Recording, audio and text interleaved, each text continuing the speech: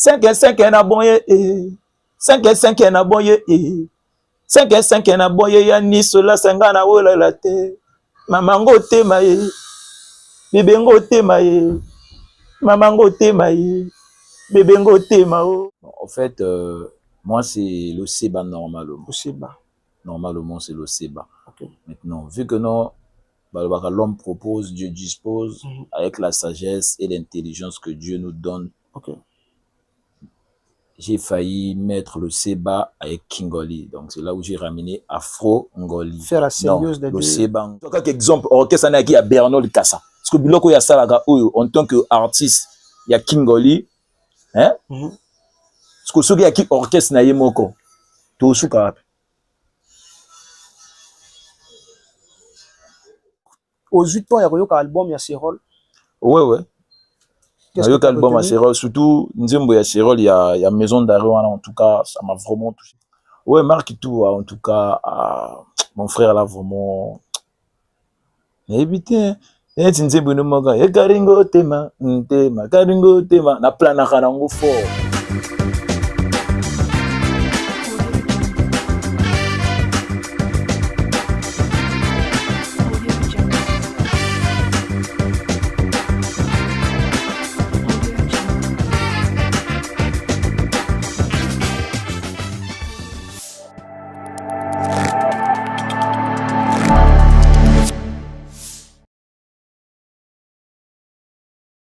Alors, bonjour, bonsoir, mesdames et messieurs, ici c'est le vôtre, même serviteur doux au nom charismatique, charismatiquement le vôtre.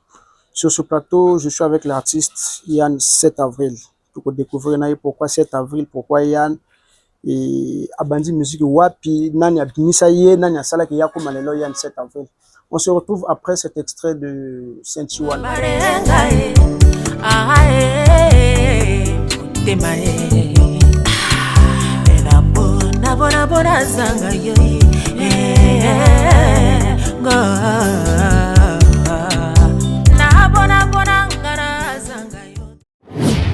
Alors, comme je vous ai annoncé au sommaire, je suis avec l'artiste Yann 7 avril. Bonjour l'artiste. Bonjour patron. Boni. Ah, santé malamu na ngolo en Zambeka. Sango boni. Basango ya malongeza na ngote to mona rande mokila tata Nzambeka. OK. Début année 2026, est-ce que tu as un bilan à Yann vraiment depuis 2025 titre comme il est là bilan général à l'année 2025? Ouais, bilan général à l'année 2025, il est qui dans notre tokos hein. OK.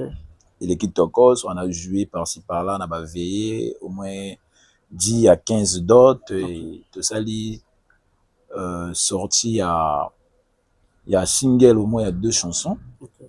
Mais malheureusement, on a lancé Nanyangote parce qu'il fallait lancer un clip. Okay. Vu que notre studio qui date, on était contraint de jouer et puis ça qui m'a cambo et Tommy Gozela Ouizoya. Ok, d'accord. Mais pourquoi tout d'abord sobriquet on est à 7 avril? En fait, 7 avril, les dates nangai, Abotama le 7 avril. Ok.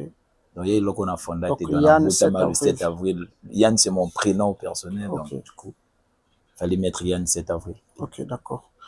Yann a démarré musique en quelle année? Quel est vraiment le parcours de Yann?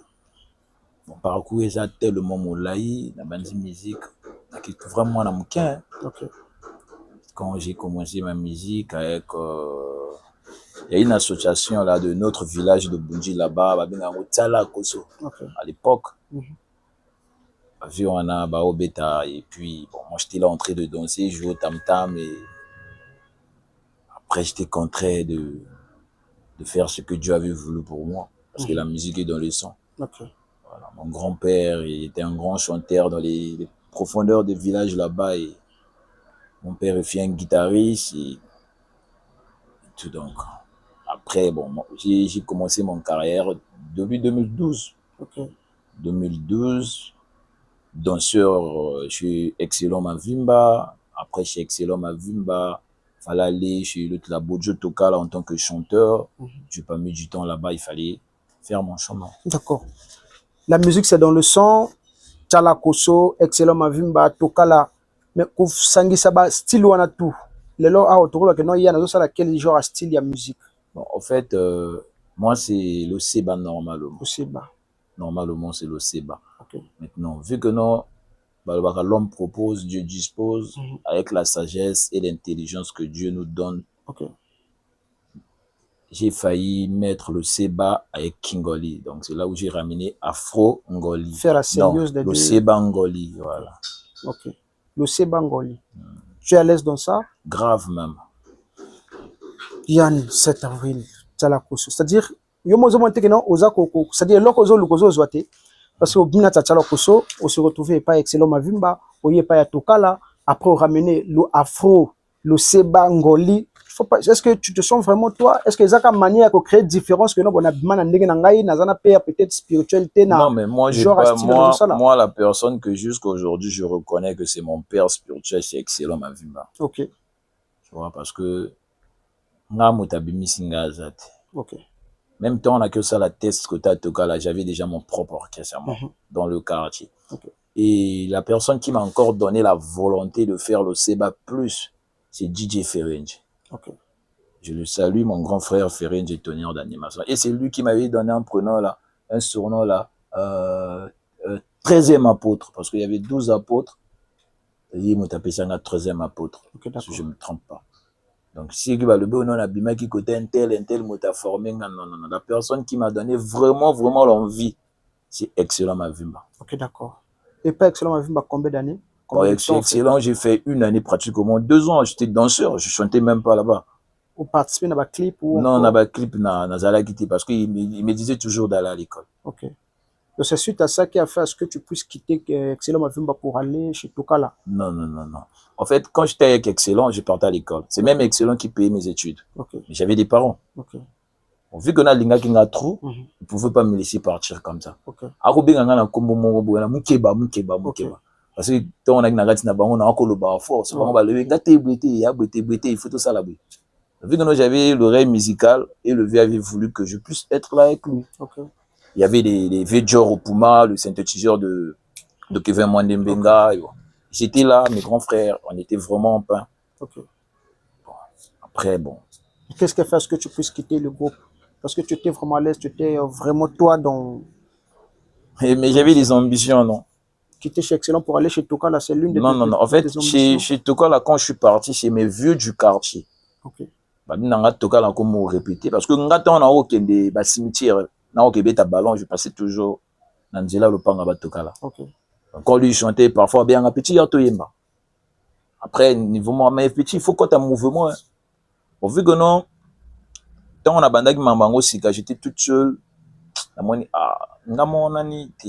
Faut na luka visibilité mo boy. Quand je suis parti là-bas bon. Tant on a eu comme moi ba problème, ba massa misu sur le loba yemba ko na comme ça bango bata courant bata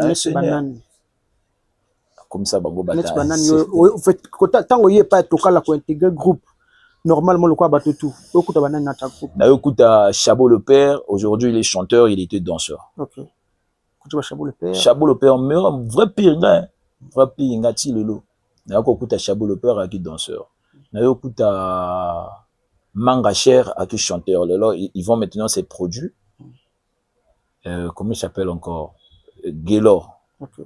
Gaylor Obliga. Okay. Na Gaylor Obliga. Oyemba. Na yokuta Amour aujourd'hui, à comme en États-Unis, je sais pas France ou bien comment, danseur. Et toi, quand tu viens étant chanteur ou danseur? Quand je suis arrivé en tant chanteur. Étant chanteur. Parce que dans ça, là, déjà, bah, clip, na toka, avant même, na y a mouvement, na.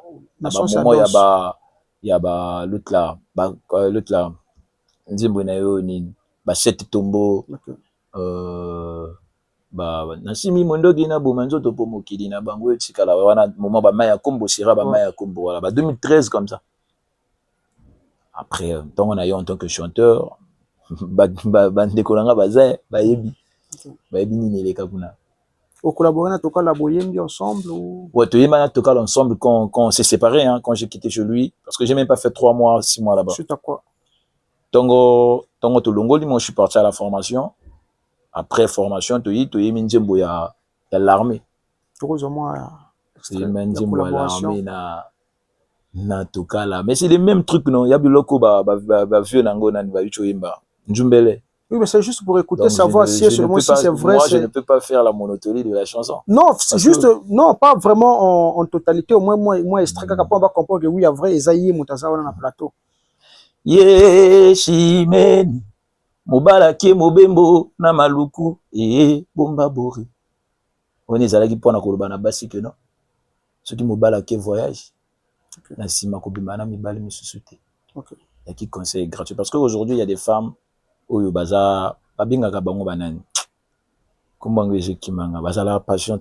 Dans la vie il faut être patient. Aujourd'hui ceux qui mobala ni le côté.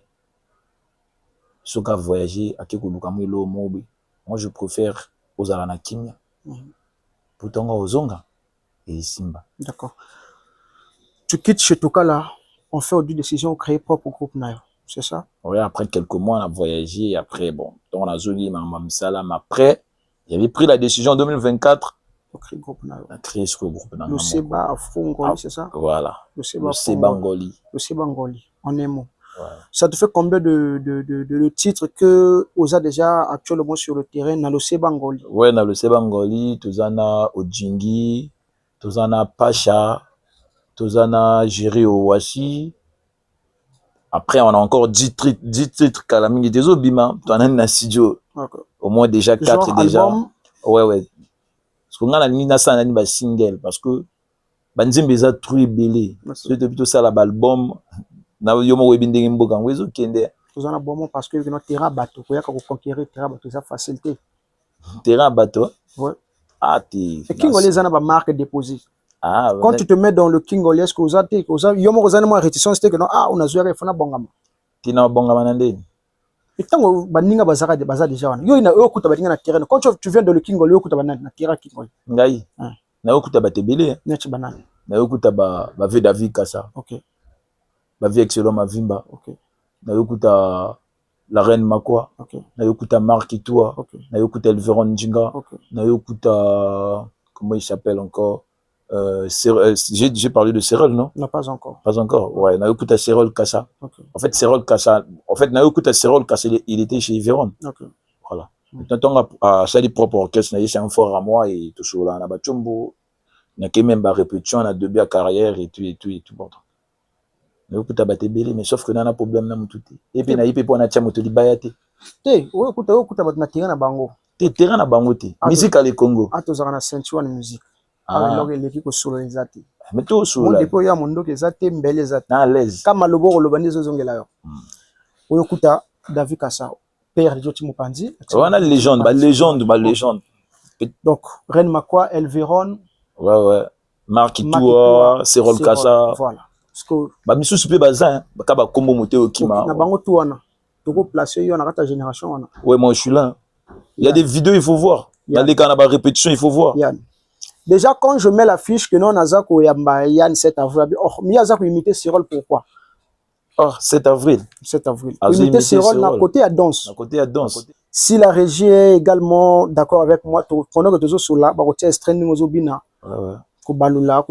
c'est la marque de Cyril. C'est la marque de Cyril. Mais quand David Kassa tourne, il fait ça. C'est la marque de qui? Suyo Duanan. Ngana zuya mututé. Ozuya David ou Ozuya Cyril. Ngana zuya mututé. Ngana osalaga oye sengeli King Oli na tiango na lo seba na kati. Au moins ba danse na ngate. Quand tu prends le temps d'écouter par exemple la musique de Mark Itua, inspiré qui en a mis? Ouais, Mark Itua en tout cas, mon frère là vraiment. Mais putain, nze bunu moga e karingo tema na plan na kanango fort. Au moins le quoi memi. Obi ki générique. Mais style la musique parce que pour yoka ndule quand même obi ki style wana générique. A memi générique nani. Na King Oli non. Le seul mot ta mema générique na King Oli ebi. Excellent Mavimba. OK. L'album a jamais mais. OK. Banda gozalanga minene de yakigaye. Donc Mark Itua yo salaka eloko ezalaka déjà. Te Mark Itua yo sala kiboye. OK. Pour ce ngaka sala eloko ezalaki déjà nga sala ngondenge vie excellent sala. D'accord. Héros ya konga linya ngote ayozo mangana tiré mo na na. Te nazo memo na ba réalité. On parle na Mark Itua c'est bon, OK? Alors aux 8 ans ya koyoka album ya Cyril. Ouais. Yoka album à Cyril surtout nzembo ya Cyril ya maison d'arrêt en tout cas ça m'a vraiment touché. OK. Ça m'a vraiment touché et abimi c'est énergiquement compliqué. D'accord. On a aussi le bina le baba nsuba le baba parce que Cyril a piringa parce que Cyril a piringa avant même comme un orchestre na ki ko boula chaque dimanche na chez KGC na miadeka siro la ya kawana to fanda to baye ya otikelangiza tikelinga ngapi na obila na ba répétition mais comme si mokili ana ngo kaka mabe et puis Brazzaville allait comme bongo hein diviser pour mieux régner. Pendant ton passage auprès ya président Excellent Mavimba, même si ça 3 mois, mais au retenir au moins quelque chose. Eh, soko yokinga penza au comprendre quand au cachet Excellent. Ba conseil autre. Ouais. Botika ko solaté na likambo nani motamema rumba na kati ya Kingoli. Bon, actuellement motamema rumba na kati ya Kingoli sans vous mentir, hein, c'est David Kassa. Ah bon. C'est vraiment David Kassa. Même moi na bébé so tunier. Ba vie Excellent ba ko beta non. Toko yoka ba ko yemba banzembo lokola. Wa misi yaro. Wa mabiada oleo. Moi di la lwelwe. Yaki nango rumba non. To boité. Mais actuellement David Kassa motameme rumba na Kingoli parce que ceux qui yaki moto mosuto ngato ba dena un tel motamema kiango. Mais aujourd'hui on parle de David Kassa tout à fait normal. Là on peut pas changer ça, on peut pas bouger ça. OK. C'est David Kassa. Il y a le 7 avril, Excellent Mavimba, Bojo Tokala, croisé Kota Firenze, au 20 esprit, au Tamboli, Bani, tout. Qu'est-ce que définit réellement un artiste? Bon, en fait, je sais pas quoi dire par là, sauf que ce que je peux retenir dans ta question. Aujourd'hui, la définition de l'artiste, qu'est-ce que je peux dire par là? En fait, c'est d'abord son image. Okay. La première des choses, c'est d'abord son image et son entourage. Pour que demain matin, tu puisses être, je sais pas, à l'auteur, il faut d'abord soigner ton entourage. Okay. Parce que si tu soignes pas ton entourage, en tout cas, c'est la merde. Oh, c'est la merde.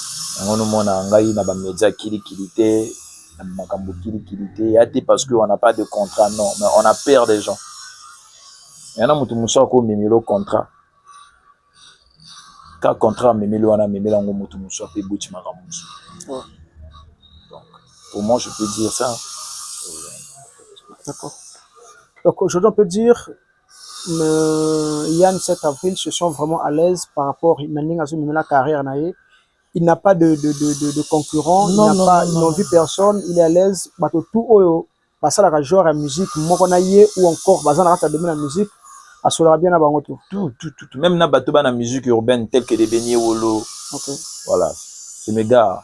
C'est mes gars. Des Benny Wolo, des GG Fula, des Hello Star, Tidjane Mario, l'artiste basé Belé, la Vini Batazar. Okay. D'accord. Début 2026, qu'est-ce que Yann 7 avril promet à l'égard des mélomanes de la bonne musique et puis encore amoureux, beaucoup plus il y a musique wana Kingoli. Toi, le Seba, toi, tu as Kingoli. Parce que le CVZaka, moi, beat, moi, mais le Kingoli est déjà là.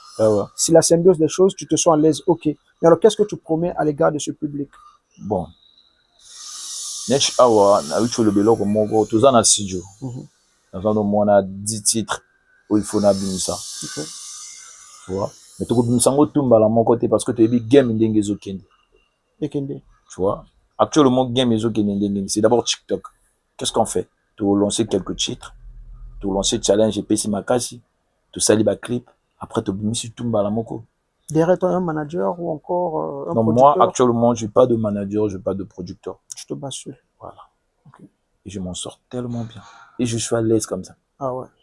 Pozolia mongwele na sans plaignant, sans. Il n'y a pas de problème na moutoté. Ah ouais. Problème en tout cas exact. Mais si au cas mais où. Souka, en fait, on a vraiment besoin d'avoir ces gens-là. Tu vois? Toi, vraiment, on a besoin qu'on zalana bango. Donc, oya koyaka, nandenga bien, tout solo li nandenga bien, marambi fanji na mesa, tout ça la chemin ensemble. Ok. Moi, ça peut me sougoler longtemps. Ça va.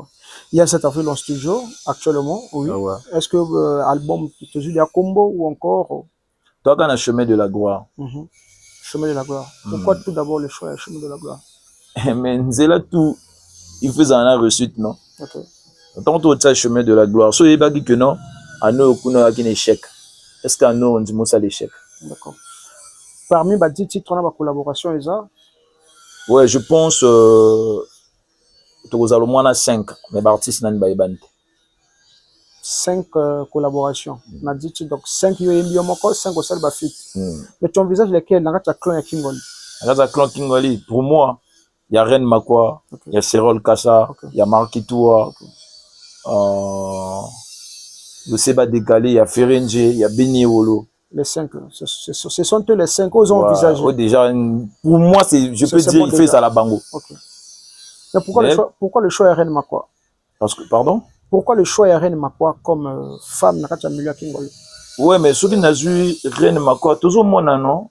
Toujours moi, en fait, na cité Batouana, il y a parce que na yini misusu. Ok. Non, ça, la fit na moto, on a vu que non, aujourd'hui, en actualité. Ok. Parce que à travers l'actualité, nae et au rameninga en plus. Okay. Vous voyez, non? Donc c'est un peu ça. D'accord. Qu'est-ce que tu apprécies, musicalement parlant, bien sûr, de Ren Makwa? Ouais, c'est une bonne chanteuse. Hein. Elle chante bien. Et elle est gentille, elle est calme. Malgré la polémique. Musique polémique est dans la langue, mais c'est une sœur vraiment.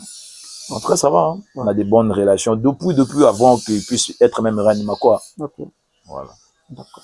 Et pourquoi le choix est Beni Wolo dans le monde Afrobeat? Ouais, mais Beni Wolo, c'est le Seba, non? Ouais, le Seba, oui.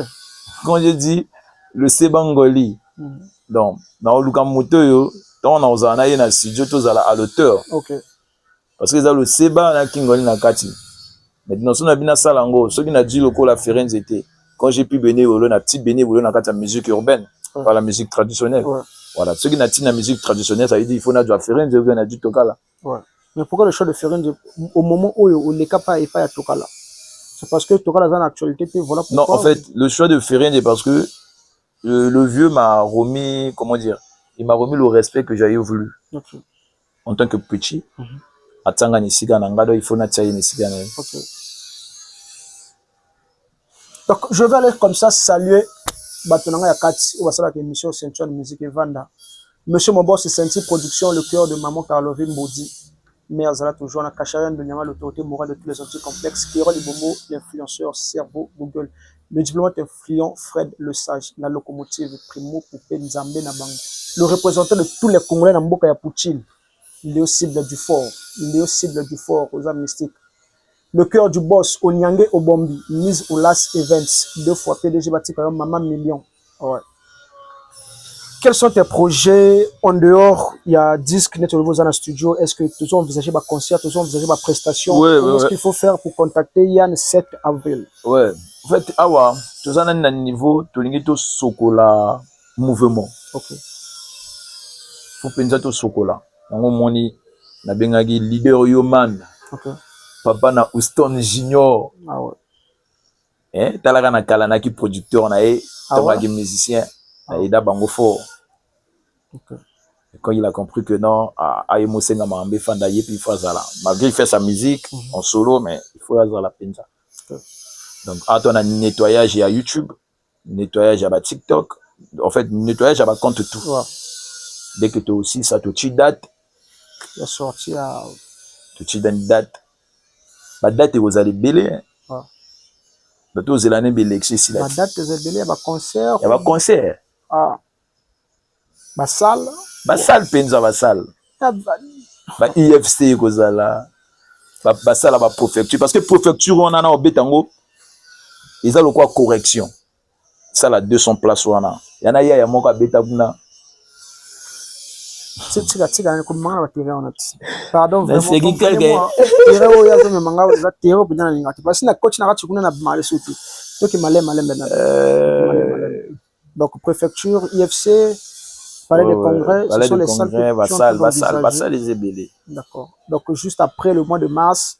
Dès que Kaba si sélection, tongo vient biso papa Tchocho le Koube. OK. Le patriarche. Tongo ozo monda pour mondo isa isu yayi. OK. Après biso ce que to bandi mambo parce qu'il faut tout se planer victoire à mon konzambo compin. OK. Après ce que tout mo tia ba date. D'accord. Donc pendant ce temps-ci, Balimba retrouver pas ici, Yann 7 avril a répété que. Non, actuellement toujours répété. Ton a coulisse. T'as la rabat titre. So de vito beta. Ah, tu comme so beta loko. Ba noko ba iba filmer. Ba kepu na ba mo wela. On ngamti na imba gango boy. Ngamti na sala gango boy. Mais parle de ça suite à cette polémique. Oui, là, il y a TikTok. Aujourd'hui, on a par rapport à la vidéo où tu circulé tout dernièrement ou encore. Vidéo banane. Il y a là où il y avait Bernol qui chantait de l'autre côté, Cérol pendant qu'à côté à la diva Elveron. Et créé que moi pour aimer. C'était pas Cérol, mais il était Zalinan. Ah, bah, si il y a moko bewanan. Chanteur, moi, ça manque à chanteur à chez Elveron. Oui, BPT. Alors, je connais pas son prénom. Na Bouina Ebi. Ok. Mais na Bouto Solate. Ok. J'ai Batou Naebi Puna Eza Gloire Madjiba, mon ingénieur. Ok. Satellite comme ingénieur à Kingoli. Ah ouais. Mon ingénieur. Tu vois, na Masanangai Jackson. Il va y marcher, Véron. Mais écoute, ça là, mais c'est pour Bernol Kassa, non?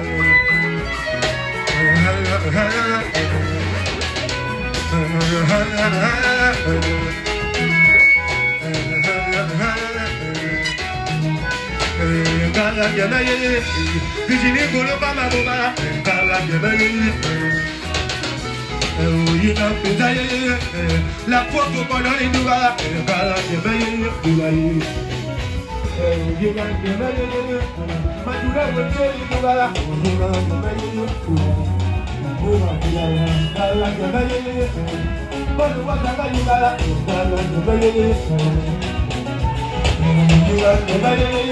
ah ouais? Ouais, mais Bernol. Bino lingi trouvé la makambo. Motasala exemple, il y a la reine Mako. Ayemba au thème, non? Et Véron pas ayemba au thème. Ouais. Confili Bambo.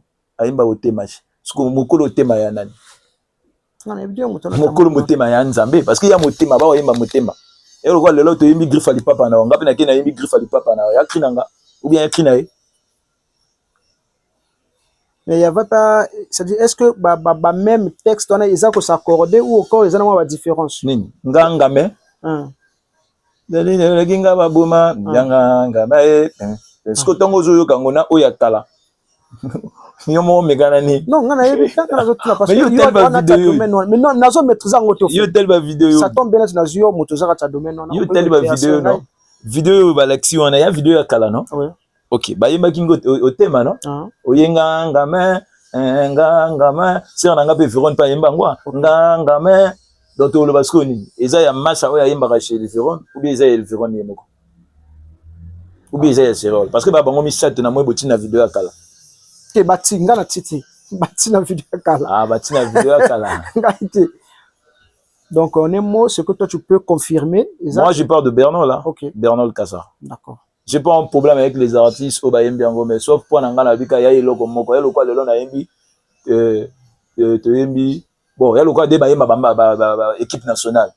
Roga Yembi le Congo, Kevin Bonda Yembi le Congo, mais il y a quand même le loco. Et bah rythme est changé dans Ngogaka. OK. Auteur, compositeur, on est balouké là. Si on parle d'une différence entre Bernol Lamak et toi, différence c'est à quel côté?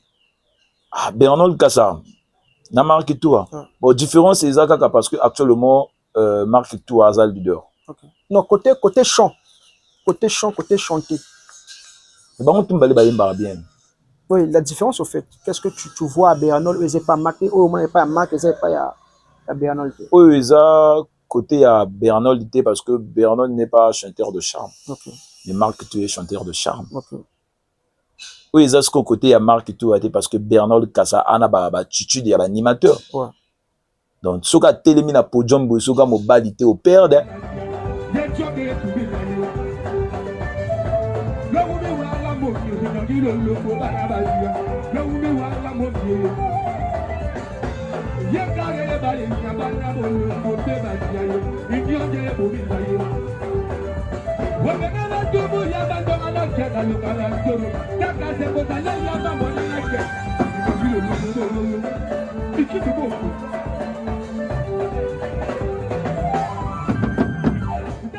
Je te dis, c'est un frère comme moi. Parce que nous avons télé na podium, ce qu'on a ma qualité au bandambango, on a dégagé la moto bizarre. Ah ouais? Voilà. Il y a le gros la vie na biso zaparo de guerre. Bon, imagine toi tu zaparo de cola podium. Ce que un animateur mo ba imba zouk bo souka. Il y a le couteau. Il y a le gros Bernol. Ce que tu Bernol na podium au boy. Ah mon, il faut ça malien. Faut ça vraiment mobile. D'accord. Pour ce mobilité au père. Même dans un jour, V David Kassa qui retraite. Ah. Tout n'a pas point. Il est légende, non? Ouais. Bah, ça met le tout, bah, qui n'a pas retraite, non? Ouais. Bah, comme bah, président de la fédération. Ouais. So, il a l'opé, bah, du V David Kassa. À qui retraite? À comme président, je sais pas, il y a musique. Hein? Tu dis qu'au orchestre, tu dis qu'on a Bérol Kassa. Toi, tu vas voir.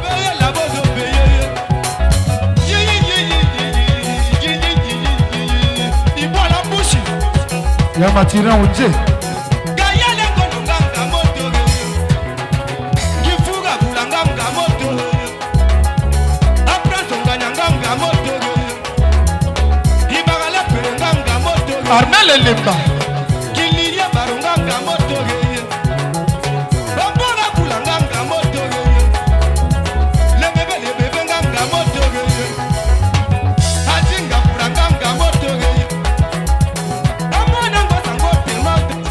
Il y a maman. Par rapport à bien fait ou encore passé, il y a président David. Donc, en fait, à cause de la Kibo David, à cause de la Kibo Yé. Ok. Si aujourd'hui, il y a des gens qui ont Bernol, il y en a des gens qui ont en cours. Parce qu'ils savent que non, mouvement en Isaïe. Donc, moi, se donner à fond, ils ont été. Non, à ça, la déjà m'a embellé. Imagine-toi, tu as la charge orchestre mobile. Parce qu'on a déjà quelques exemples, orchestre qui a Bernol Kassa. Parce que Biloko y a ça là, en tant qu'artiste, il y a Kingoli. Hein? Parce que ceux qui a qui orchestre na yemoko. Tout sous cap.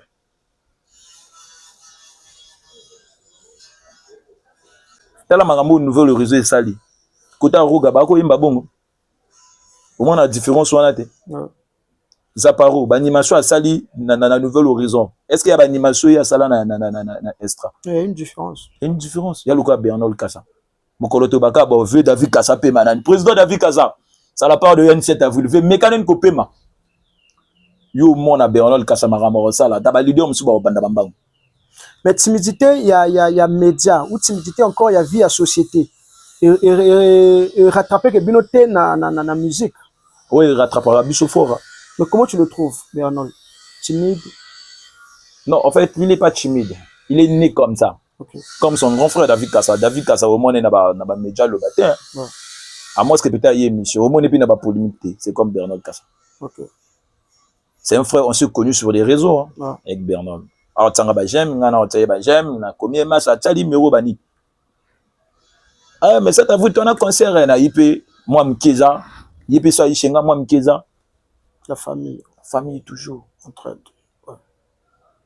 C'est important. On a un moté, maman, le là. Sœur Nangaï. Nice. Oulas Events, le cœur du boss. On a un partenaire fiable à l'émission. Au moins, on a moté Manaï. Maman Million. Au moins, on a moté Manaï. Ouais.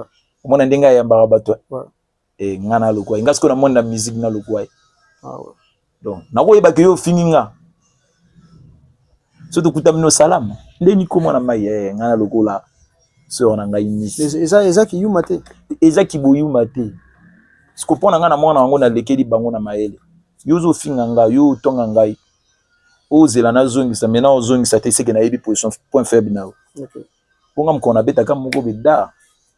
Opération DGSP Je suis ravi de t'avoir sur ce plateau, c'est un plaisir pour moi. Donc, les ambales, vous souhaitez les ambales à soukate ou les appelés sur aux informations, il faut les caca. Toujours. Donc, tout comme na soukana, tika yo micro, ou mi pesa mbote na bao ya yo, et ça l'ira bien. Alors, pendant ce temps, moi, je vous prends congé. Il y a libéla, c'est-à-dire, non, tika kaka artiste à s'exprimer, président Yann 7 avril. Bien, banamai, artiste na bino yo, Yann 7 avril, Olomi, di bongombi satalo, ba tekanga na dragage na 18h. Il faut ba kamye garé. Bino Moboyebi, tu es le 14 décembre na Bino, et les cas qui na Kimia, na Sepela qui na présence na Bino. Donc, toujours préparé album. Les dédicaces sont disponibles. Bino Moboyebi, toujours même numéro, Oyo, Bobenga Ranganango, ba compte TikTok na Bineza, Kalaming TP toujours lancé Bino Challenge. Donc, information, Mosu César, Obetaka Drum, guitare, synthé, peu importe, instrument, Oyo Betaka. Tozana bosenga na bino ubinaka oyembaka koyoka soni te même so yembaka lo seba boyaka ba porte minute eza polele parce que chemin de la gloire tozoya toujours y a pas tout longola mutu na terrain mais toujours y a qu'à prendre tout s'installer comme d'habitude ndeng na bagi na bino 5-5 la bon système aquaster tout fan à 5 tout coincé ta baninga biso tout zo mo ndambu. Donc boyebi ba compte YouTube eza TikTok eza boyaka tout ça vraiment on a besoin na bino hein ni solas il aura sikapé zoyaka na album pe to bominzi mwa patron donc ma besoin yaka en tout cas toi on a besoin na bino boyaka to tombola mouvement ba manager ba producteur ba ta communication on a besoin de tout le monde donc boyaka to tombola bord mo sapi moko et sokola kilongité mais kala mingi te tozo lancer bino nzembo ya mwana poto la princesse de Bunji ngana benga kaye la princesse de mon village 5 na boye 5 na boye 5 na boye ya nisola sanga na wola la te mamango te maye bibengo te maye mamango te maye bibengo te mao bon na pesi mbote na Mariano Dingi na pesi mbote na Yaya Tikanga Libele Koudou Falon Anne Marie Tangolanga Gabi Tangolanga Julien Tangolanga Mama Biyomba Natasha Yoka Chéri Bola na bosanité ma nièce préférée nièce anoko na ye hein binomo boyebi kaka Rochelle Vipuka donc mouvement na bineza Léa Kabelo donc boya kabilamba bien eza kota Léa Kabelo awe ko permettre ba danseuse ba olata kota Léa ozwino kaka avenue de Charles omo matalo kwa motozo bima avenue de la Chemie hein Nari Tumbi chez Léa eza wana to yaka to chapoa to payer bilamba awa bilamba classe eza bilambo bomona en 7 avril a payer wana awa peza ya basi peza donc message aka wana to fongoli ba porte à recrutement donc boyaka obetaka guitare synthé tout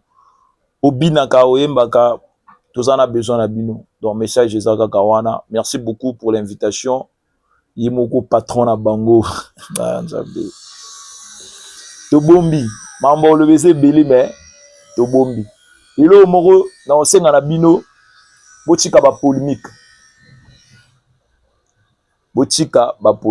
esprit na bino bolingi ba musicien ya ba mouvement mususu pas comme ba musicien na bino wana botika ngo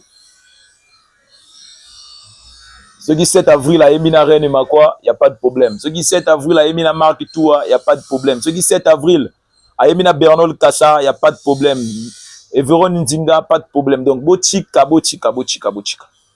na conseiller bino il y a conseil mogeza important ça la musique na on ndengi na on ngana tel te lo banaka te mais pourquoi 7 avril là que lo banana pourquoi Marc Toua que lo banana non la vie c'est pas ça rancune na yo ils ont rancune na yo jamais on a problème na David Kassa biso to mokota on a problème na Excellent biso to mokota jamais tel que moi je vous prends l'exemple moi je suis l'idole de Excellent Mavimba mais batbayaka na ba polémique David Kassa a le petit maître est devenu maître a fini David a manqué Excellent Mavimba mais pour moi c'est archi faux ceux qui bomoni nzembo ya vie Excellent na David Kassa na makwa likambo wani lobama petit maître a yemina grand maître mais ce que tant petit maître a yemina grand maître mon colo petit maître a comme maître est-ce que c'est un problème tout le monde a ba mécanicien ah non ba kana ba maître na bango mais il pas ka fongola tila comme maître donc David Kassa a loba di kama mabete to chika polémique to bola kan ndule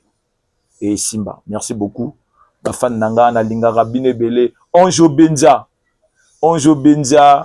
ba mère la pesibino ba salam makasi pour na bino moko mère nanga Onjo Benja la puissance na bosanité yemoko yemei beaucoup de voyages la puissance grâce à Diba la puissance wana moto penza na concert le 14 bomonde na lataki non voilà wana biloke witaka Gay Mamadou grâce à Diba la puissance turo yoto zela yo kota fan de sa mouvement yo yebikaka na bosanité Alpha Zombulu double A ma grande sœur propre Alpha Zombulu double K na PSP Mbote na Perli Dambenje Mobala Reine Makwa notre beau-frère à nous ba salam ya trop Donc mingi ya koloba kité information ezaka wana quoi. Merci beaucoup. Alors, merci beaucoup, mes chers internautes, l'andia émission Ceinture de musique, d'où non charismatique, charismatiquement le vôtre. Alors, monsieur mon boss, Ceinture Production, le cœur de maman Caroline Boudi, merci beaucoup pour vos bienfaits, monsieur mon boss. De l'autre côté, namoni maman Léa Kabelo, Mota Beta Dollar, Mbata Agogola Euro. Dakrish Ngambe, DG, je te salue de là où tu es, donc merci beaucoup et encore, le diplôme influent Fred Le Sage, je te salue de là où tu es. La grande puissance, la first class et Odette Lié Unisson. Maman Niz Olas Events, le cœur du boss Onyangé Obombi. Maman Million. Bonne année, mère. Nzamba Baksa Social dans la place Zaki 5 comme à 20. L'autorité morale de tous les entiers complexes Kacharel Ndonyama. Maman Dinev Ndonyama. Merci beaucoup, mère. Non, mon ami Bana Bazo Botamaloura Poupée. Danger trop qui tourne Maras. Kérol Libomo, l'influenceur cerveau Google. Maître Matsal sous ce niveau pour 2026 au Moussa les Amakasi trop. Donc, merci beaucoup. Okutani prochainement. Ici, c'était le vôtre, d'où au nom charismatique, charismatiquement le vôtre.